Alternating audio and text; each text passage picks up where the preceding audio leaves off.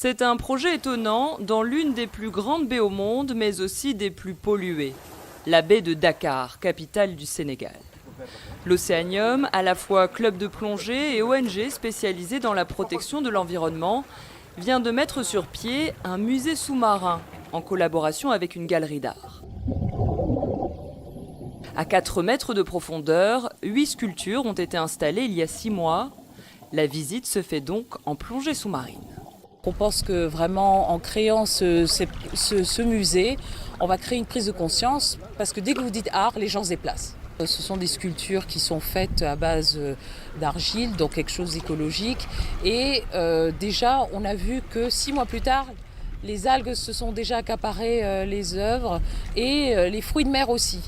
Les récifs artificiels favorisent en effet la reproduction des poissons et permettent ainsi de lutter contre la disparition des ressources halieutiques. L'idée de ce musée sous-marin vient de Redouane El Ali, directeur du club de plongée. Il mène de nombreuses actions environnementales. Ce matin, avec une équipe de plongeurs, il va partir à 25 mètres de profondeur pour sortir de l'eau 2 filets accrochés à des épaves. Une opération périlleuse qui nécessite de nombreuses précautions de la part des plongeurs. Le premier risque, c'est qu'on s'accroche au filet et qu'on reste bloqué au niveau de la bouteille. Donc c'est pour ça qu'il faut toujours qu'il y ait au moins 2 plongeurs, un qui surveille pendant que l'autre travaille. Et le deuxième risque, en fait, quand on gonfle le parachute pour lever le filet, si le filet nous attrape, on fait une remontée sans palier. Donc on peut avoir un accident de décompression. Après environ 45 minutes sous l'eau, les plongeurs remontent un premier filet d'une centaine de mètres de longueur pour une vingtaine de mètres de hauteur.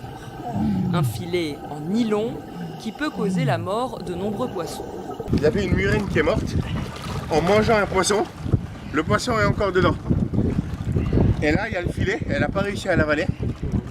Et du coup, elle s'est étouffée. Et elle est morte. L'an dernier, Redouane et ses plongeurs ont sorti de la mer 25 tonnes de filets, dans un pays où la pêche artisanale fait vivre et nourrit de nombreux habitants. Mais le secteur connaît une crise sans précédent.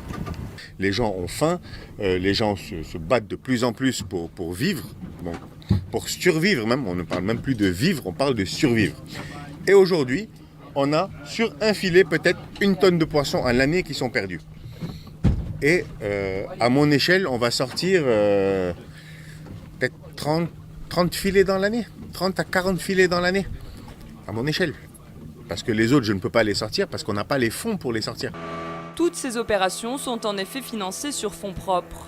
L'Océanium aimerait maintenant obtenir le soutien de fondations ou d'institutions afin de poursuivre au mieux son travail de dépollution. Alison Fernandez pour VOA Afrique, Dakar.